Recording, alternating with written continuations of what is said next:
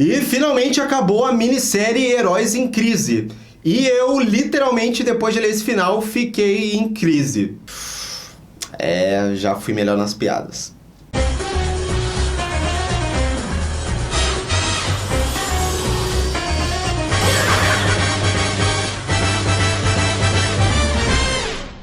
Pois é, a comentada e polêmica minissérie Heróis em Crise teve finalmente aí o seu desfecho. Aqui no canal nós fizemos os resumos dos primeiros volumes aí dessa minissérie, mas depois a gente resolveu aguardar o final para ir condensar as informações mais impactantes e aí falar o que a gente pensou e narrar o que acontece no final dessa minissérie. Os links dos nossos vídeos comentando as primeiras edições vão estar aqui na descrição desse vídeo, então dá uma olhadinha lá primeiro. E, gente, falando de coisas impactantes, aconteceram muitas, seja pro bem ou seja pro mal. E só lembrando, né, o Heróis em Crise, então, é uma minissérie de 9 edições, que agora foi concluída há poucos dias, e ela é escrita pelo Tom King, o mesmo escritor aí do Batman, né, da revista mensal do Batman. Nós vamos fazer, então, um resumo dessa última edição, falar o que aconteceu nela, mas antes também só um pequeno resumo das informações mais importantes aí que aconteceram ao longo das primeiras, então, dessas 8 edições, antes da última aí da 9ª, que nós vamos fazer um resumo. E também no final eu vou dar minha opinião sobre o que achei dessa série. Então, bora lá pro resumo. Antes de tudo, a coisa que é mais unânime nessa minissérie é a arte estupenda do Clayman ao longo de todas as edições. O exemplo maior disso é a maneira como ele sempre, de forma criativa,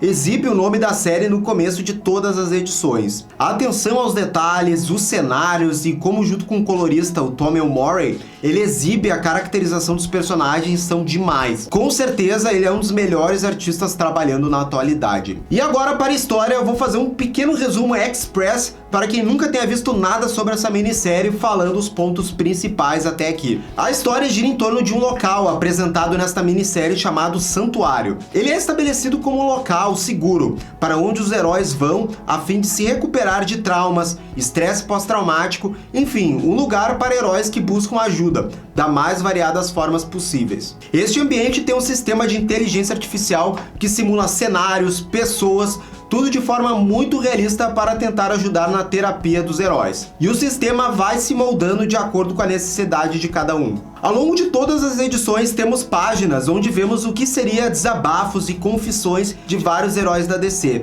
Cada um falando de traumas, medos, entre outras coisas para uma câmera, em um tom muito pessoal. É aqui onde o roteiro do Tom King mais brilhou, antecipando já aí minha opinião pessoal. Isso até ocorrer um ataque dentro do santuário e vários heróis que estavam ali morrem. Entre as baixas mais importantes estão o Wally West, o Arsenal e a Era Venenosa. Eis que começa uma trama para saber quem foi ou foram os responsáveis pelo ataque. Há dois principais suspeitos, a Arlequina e o Gladiador Dourado, já que eles foram os únicos a sobreviver ao massacre no santuário. Ah, e detalhe, ambos tinham lembranças de um do outro, respectivamente, cometendo os assassinatos. Depois, essas confissões são vazadas para a imprensa, e não sabemos a extensão de quanto que foi revelado dessas confissões. Mas isso é o suficiente para o mundo ficar ciente do santuário e também questionar o estado mental dos seus heróis, já que nestas imagens eles aparecem em seu estado mais vulnerável. Eis que chegamos na penúltima edição e nela é revelado quem é o assassino, Wally West. Mas peraí, o Wally não tinha morrido na primeira edição? Então, sim e não. Calma, eu vou explicar. O Wally estava se recuperando no santuário, assim como outros heróis. E lá ele tem um colapso mental muito forte. Após ele ter voltado à continuidade da DC no Renascimento, ele se sente cada vez mais sozinho, sem nenhum amparo. Ele não tem mais sua família e os dias se passam naquele local e ele não se sente melhor. Ele também tem contato com o registro de todos que já passaram ali e vê as suas confissões. Isso o abala muito, e é então que ele tem um imenso colapso e perde o controle da sua força de aceleração, matando a maioria dos heróis que estavam no santuário. Depois desse impacto, o Wally imediatamente começa a encobrir o que fez. Ele começa a colocar os corpos em locais específicos e altera os arquivos do santuário. Ele cria imagens no sistema de realidade virtual para forçar o Gladiador Dourado e a Arlequina a ver o que ele quer que eles vejam. E para finalizar, vai até 5 dias no futuro para matar outra versão de si mesmo para que então ele possa ser encontrado na cena do crime, que é o que nós vimos na primeira edição. Tudo isso para cobrir os seus rastros. Bom, eu deixo para comentar isso depois, mas enfim, o Wally é o responsável por todos os grandes desdobramentos da minissérie e enfim, chegamos na última edição. E pessoal, só antes de continuar esse mega resumo do Heróis em Crise, aquele recadinho básico, né? Dá aquele joinha nesse vídeo, assina o sininho de notificação para ficar sabendo dos nossos vídeos mais recentes, que não é sempre que o YouTube, né, avisa, então fica de olho no sininho. E também compartilha, né, fala do canal com algum amigo que gosta de Batman, gosta de quadrinhos em geral. Compartilha lá Batcaverna, fala que é um mega canal muito bom. Então, mostra pra ele também. Isso vai ajudar bastante o nosso canal, beleza? Valeu! Começamos novamente com aquelas gravações da terapia de alguns heróis da DC. Como são muitas, achei que o legal fosse focar nos Robins que aparecem nelas durante esta última edição. O curioso é que todos eles ficam elogiando os outros Robins. E no final se perguntam, mas quem diabos eu sou? Bom, exceto o Damian, porque né, ele é o Damian. Ele só diz, eu estou bem. O que eles falaram de mim? Bom, tirando então essas partes das gravações, a história começa com o Wally do passado se preparando para matar o Wally de 5 dias no futuro no santuário. Sério, que frase mais maluca. Para então poder roubar o corpo e fazer aquela encenação que nós comentamos antes. Contudo, dessa vez ele é interrompido pela nave do Gladiador Dourado que chega com a sua trupe. Ele, a Batgirl, a Arlequina e o Besouro Azul. Sim, no começo a Arlequina e o Gladiador Dourado nessa minissérie brigaram algumas vezes, mas depois juntos e usando a tecnologia do Gladiador, voltaram no tempo exato para parar o Wally. Eles chegam ali e comentam que devem parar ele a qualquer custo. Ao chegar lá, a Arlequina vê que a Ellie está viva. Isso porque o Wally, que vai morrer ali, diz a sua parte do futuro para plantar uma flor que depois de 5 dias se transforma na Era. Essa minissérie força bastante a barra de vez em quando. As duas têm um reencontro todo feliz. Agora, do lado oposto disso, os dois Wallys têm muito o que conversar agora que foram descobertos. O que estava pronto para matar a sua contraparte diz que ele sabe como se sente, sozinho. Embora ele ache que não, ele não está sozinho. Enquanto os dois se abraçam, os outros comentam se devem prendê-los juntos ou só um, pois é um caso muito confuso. O outro Wally continua falando, o que você deve fazer é conversar com os outros, escutar suas histórias e entender que você não é o único a fazer algo terrível, ou ser machucado, ou traído por um amigo, ou cair na loucura. Você entendeu? Não fuja, não mate, estamos junto nessa. Ele depois explica que foi ele que depois vazou as gravações do santuário. Eu queria mostrar a todos, dizer o que eu fiz, o que as pessoas que eles consideram heróis já fizeram, mostrar o que acontece quando não se busca ajuda, diz ele. Os dois Wallys sabem que o ciclo não pode terminar ali, senão novamente haveria uma alteração profunda no multiverso, como aconteceu no Flashpoint. Eis que o Guardião Dourado traz a sua ideia mega esquisita, mas que até faz sentido. Eles irão viajar até o século 25, onde lá é possível clonar rapidamente o Wally para que o Wally do passado possa voltar à sua linha do tempo com um corpo falso, e assim não há nenhuma quebra no espaço-tempo.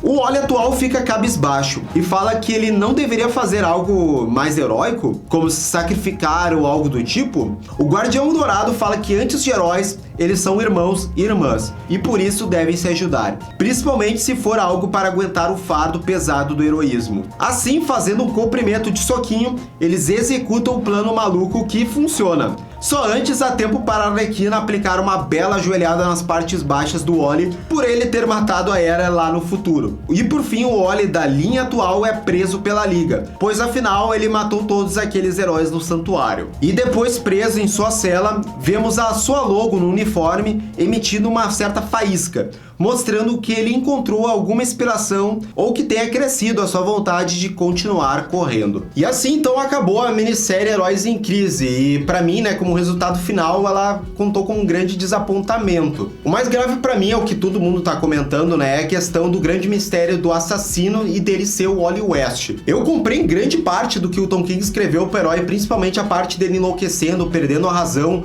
e nessa fração de segundos ele não conseguir controlar a força de aceleração. Eu gostei como ele tratou essa força de aceleração ser uma coisa tão perigosa e tão destrutiva. Então essa parte eu gostei do que levou ele a realmente pirar e acabar realmente fazendo aquele grande assassinato no santuário. Mas o que realmente incomodou a maioria das pessoas que eu tô lendo aí, dos comentários na internet, também pra mim, é como o Wally West lidou com isso. Porque depois que ele viu que cometeu esse erro, ele do nada começou a encobrir o assassinato, fazer todo aquele plano lá para encobrir todos os passos dele, ninguém desconfiar do Wally West. Então, esse jeito de agir seria muito mais como eu pensaria um vilão psicopata. Talvez pensaria dessa forma.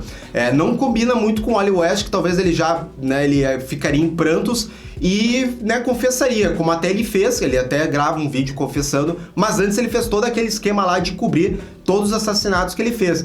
Então, realmente, o que incomoda muito não é nem o Wally West ter matado, é a resolução do Tom King e como ele agiu depois. E a própria desculpa que ele tentou depois dar pro Wally West, da questão dele ter os problemas dele, ele querer fazer que todas as pessoas saibam disso também, não só os heróis, mas todos os cidadãos do mundo, isso não justificou as ações dele. Indo pro conceito do santuário, que é algo que eu gostei bastante, né? Eu até falei durante a narração, né, lá no começo do vídeo, que eu gosto de quase todos os momentos lá que mostram os heróis, né, se confessando, né, expurgando lá os grandes traumas das vidas deles, né? Até um dos melhores é o do Batman, em que ele tem essa penitência muito grande dos Robins, né, principalmente, né, dos erros que ele cometeu, tendo até esses Robins do lado dele. Então são momentos quase sempre muito legais. Algumas vezes ele tenta fazer uma piadinha, não combina muito bem, mas todo o conceito do santuário, um lugar para os heróis irem lá e se reabilitarem, né, superar esse trauma, é um conceito muito legal, isso que eu mais gostei da história. Agora, novamente, como ele explorou, pra mim também não ficou tão legal, porque o que mostra, na verdade, o santuário não mostra ele reabilitando as pessoas, ele não mostra fazendo bem, ele não mostra um caso de uma pessoa que foi lá no santuário, ficou 1000 vezes melhor e por isso elas ficaram tratadas. Na verdade, o que mostra é que, na verdade, o santuário, ele piorou, né? Na verdade, o Wally West, ele não melhorou lá no santuário, só piorou, e, na verdade, foi o grande responsável pelo Wally West ter né, ficado louco lá e cometido os assassinatos. Então, o conceito é legal do santuário, mas como ele amarrou lá o final, mostrando que, na verdade, o santuário não é tão bom assim, né? Mas, então, pra mim, acho que faltou um contraponto do Wally West, que é um caso negativo, e faltou, talvez, lá um caso positivo também.